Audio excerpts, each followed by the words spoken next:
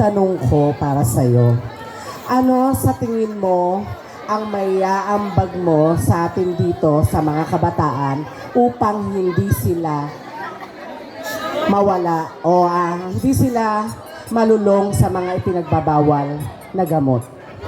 Okay, ikaw again po. Ano sa tingin mo ang pwede mong maiambag na suwestyon para sa ating mga kabataan upang hindi sila malulong sa droga? Suggestion po?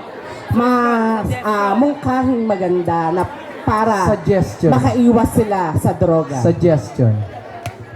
Okay, I answered the particular question into directly to the point without any using a punchline, scripted or memorizing words to impress the audience, especially the panel board of judges. The question that I give is ano nga daw po ba ang suggestion or mungkahi ko na maaari kong ibigay at bitawan para po sa mga kabataan na sa aking harapan upang hindi malulong sa ipinagbabawal na gamot?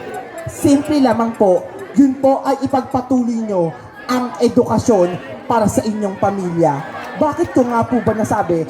Bagkus ang edukasyon ang tanging yaman at susi mo para sa iyong kinabukasan.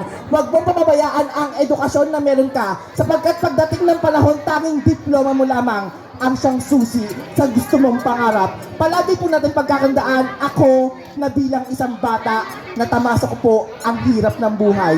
Naranasan ko po pumasok sa pinakamasikip na butas ng karayom, maitaguyod ko lamang po ang aking pag-aaral. Lingid po sa inyong kaalaman, ang batang nasa inyong harapan ay isang estudyante sa umaga at kontesera sa gabi. Patuloy ko pong ginagapang ang aking kahirapan. Gaano man kabigat ang aking nabanaag sa buhay, patuloy pong nakatayo ang aking paa upang tangamin ko ang kinabukasan na ninanais ko. At para po sa mga kabataan na sa aking harapan, simple lamang po, edukasyon po ang tanging kabayaran nyo sa paghihirap ng pamilya at magulang mo. Sapagkat ikaw na bilang isang bata, maging isang magandang ehemplo ka para gayahin ka ng susunod na henerasyon. Sapagkat lagi po natin pagkakandaan, always should remember this: education is the most powerful weapon in this world.